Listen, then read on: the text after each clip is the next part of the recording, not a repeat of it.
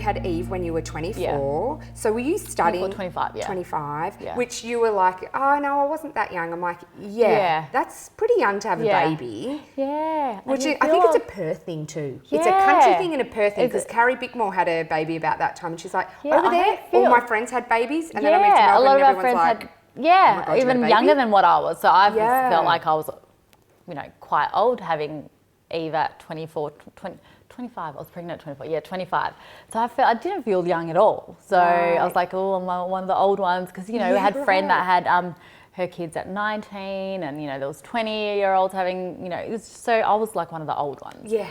So, yeah. And it was about 2 months old that you became when she was about 2-3 months old, you became a single mum. Well, that's when things started to go downhill with Eve's dad. Yeah. So I was pretty much doing everything on my own. And then when Eve was, how many months old? Let me think. About 8-9 months old. Right. That's when it was kind of officially, I was going to be a single mum. Wow. So I'm very lucky that I had my family who really supported me throughout that whole ordeal. So they were very supportive, and they helped me out quite a bit with even showing me how to do things. Mum was always there, and Eve is so close with my mum and dad now because of that. Yes. So mum is like a second mum to Eve as well. Yeah. So she'll go to my mum if she, if I tell her off or something, or if she feels she can't come to me about something, there's always my mum.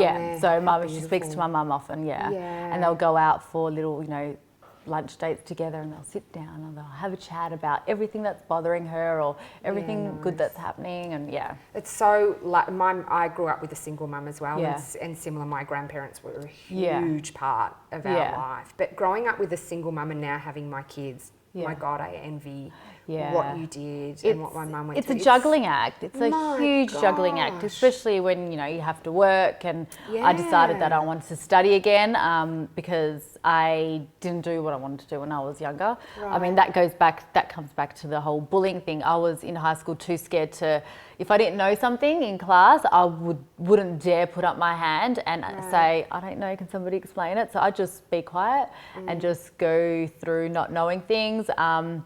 And I also didn't do the classes that I wanted because only the nerds did those classes. And I was Which was already science classes, right? Well, yeah. And so I dropped out of all those classes and just did the normal classes enough to finish year 12 and graduate. So I did all them, and like I said, I was too scared to ask the teacher if I didn't know anything in case the kids would make fun of me because I already wasn't that great in class socially with everyone. So so when I had Eve, I was like, no, I want to set a good example for Eve and just show her that it doesn't matter how old you are or what you're doing or what your circumstance is, that, if you want to do something, you just got to put your mind to it and just do it. Don't let anybody tell you that you can't do something.